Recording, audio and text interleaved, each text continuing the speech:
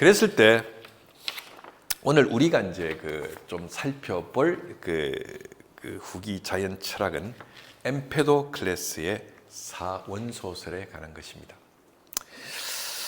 이 엠페도클레스는 오직 한 가지 아르케만을 주장하던 전기 자연 철학자들이 주장했던 아르케 단원론을 네 개의 원소로서 사원소가 있다고 주장했던 인물이죠. 그래서 그의 주장을 소위 사원소설이라고 부릅니다.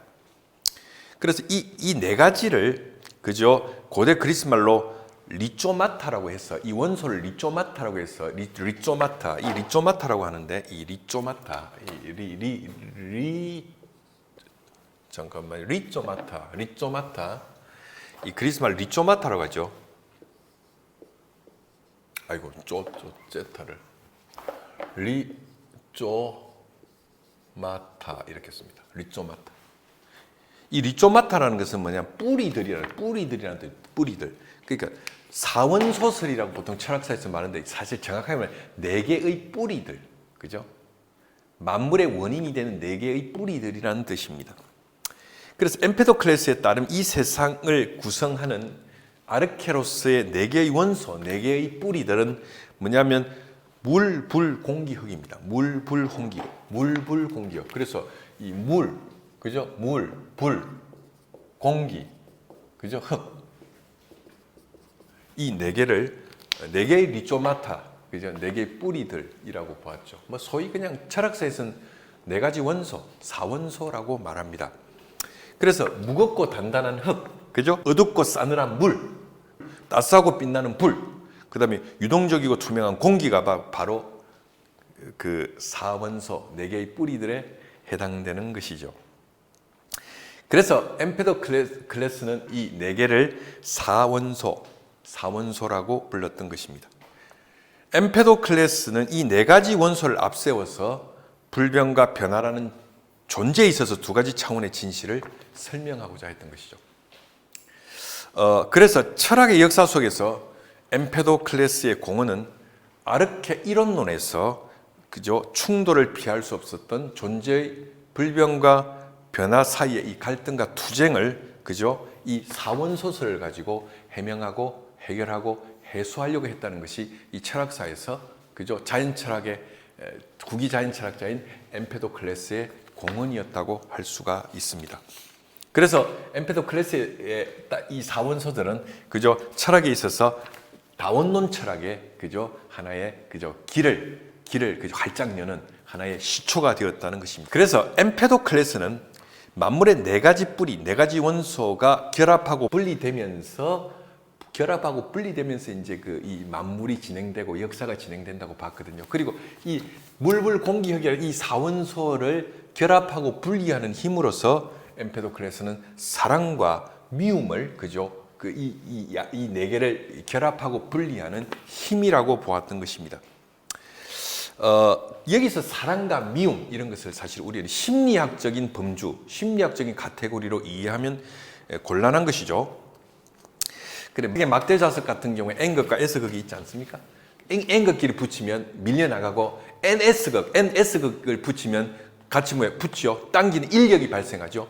인력, 당길 일자, 인력이죠. 이걸 인력이라고 합니다. 인력.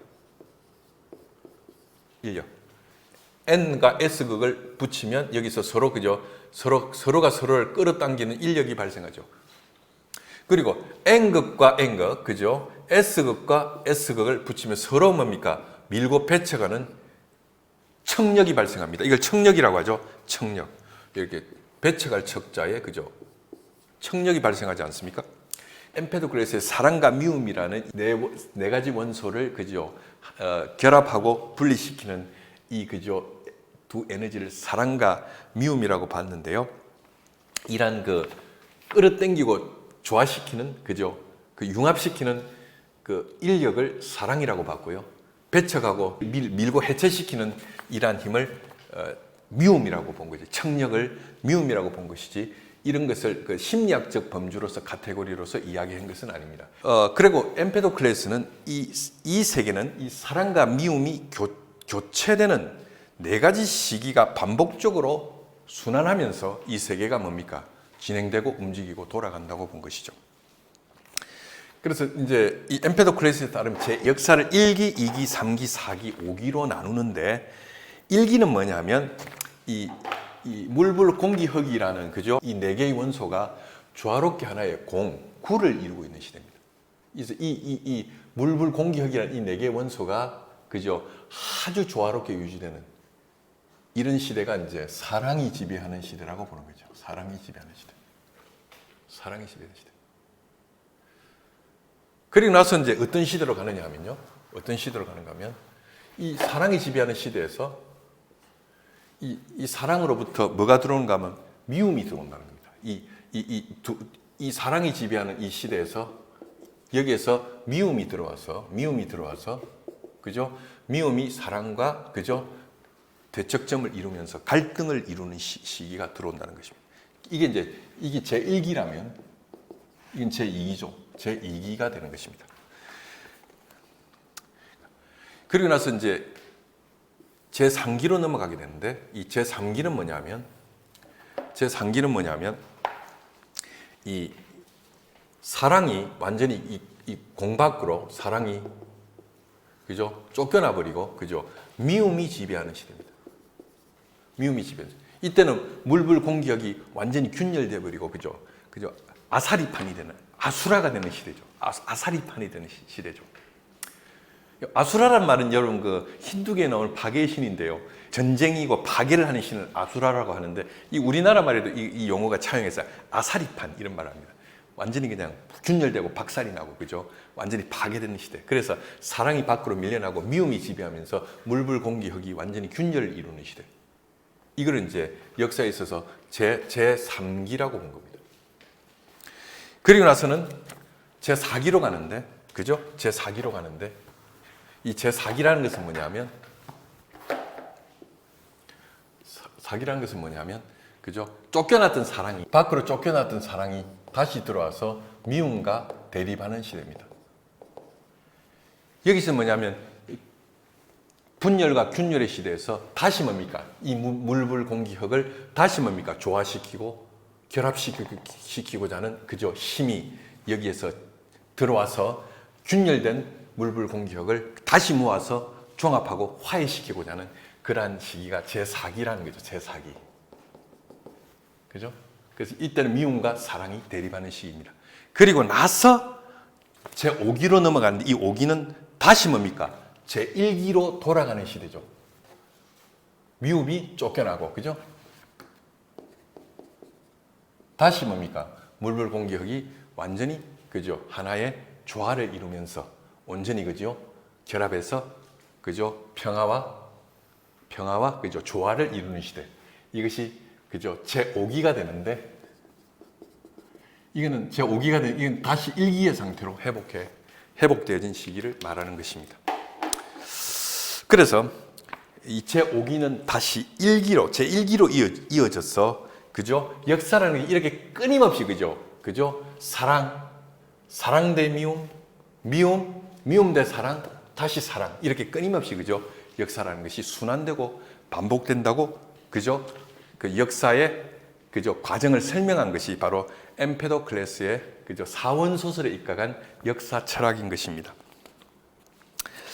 그래서 결합하는 힘, 조화시키는 힘인 사랑과 분리하는 힘, 투쟁하게 하는 힘, 그죠? 배척하는 힘인 미움의, 그죠? 이 상호 교체로 내 시기가 반복되고 순환한다는 설명은 사실은 일종의 역사 철학이죠.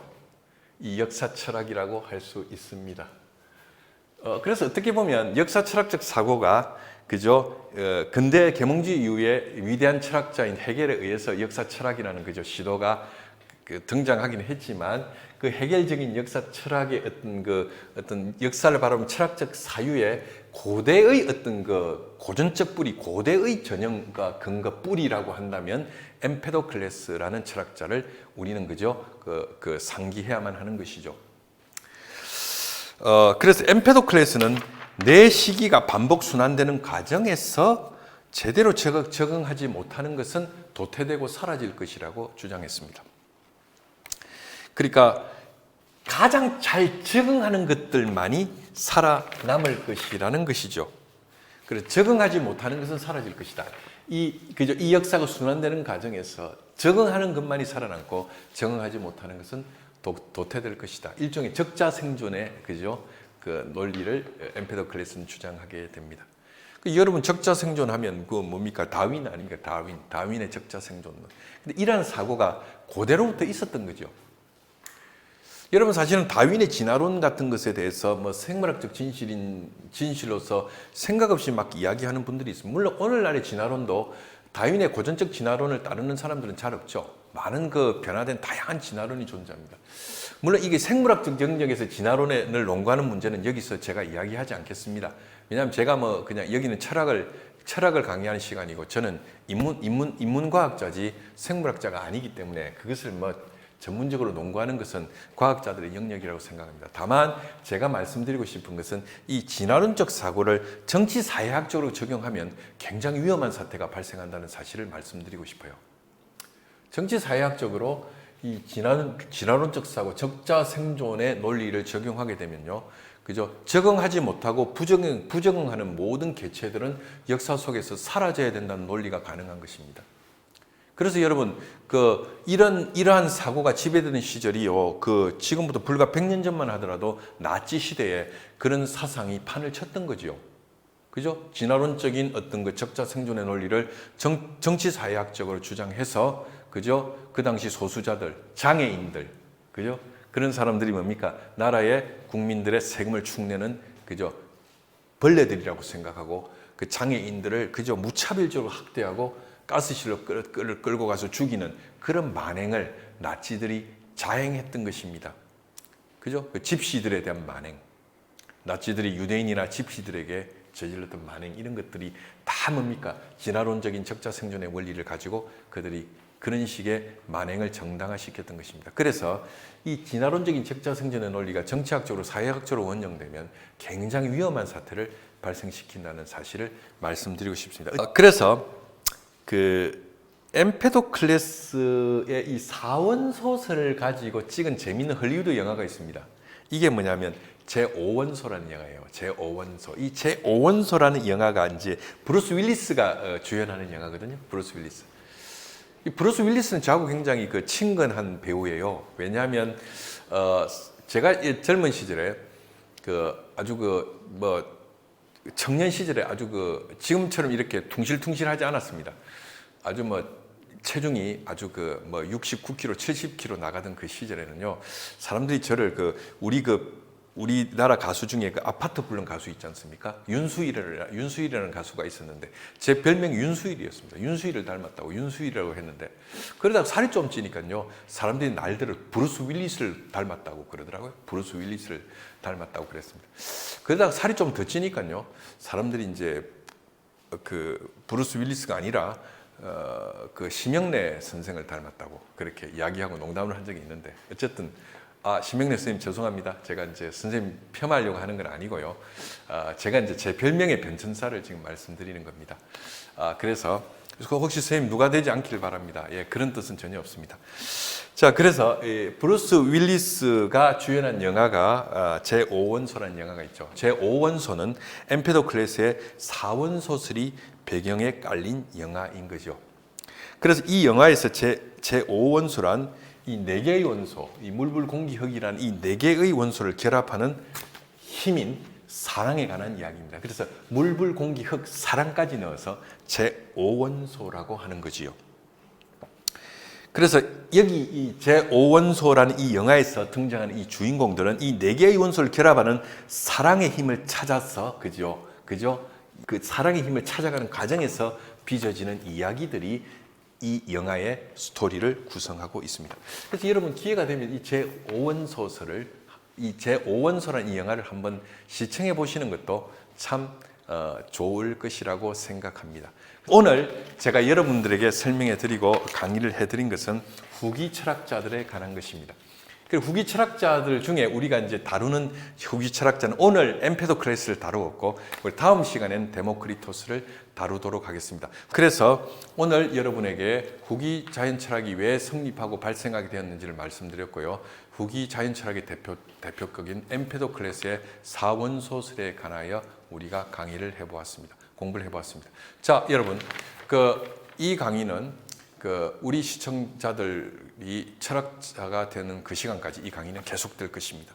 그리고 고대로부터 현대까지를 모두 강의하고자 하는 이 야심찬 프로젝트에 있어서 그죠, 이 기나긴 여정에 있어서 여러분의 구독, 알림 설정, 좋아요는 그죠 저에게 큰 힘이 될 것입니다. 구독, 알림 설정, 좋아요를 꼭 부탁드립니다. 예, 감사합니다. 그럼 저는 다음 시간에 데모크리토스와 더불어 다시 여러분들을 만나 뵙기로 하겠습니다. 고맙습니다.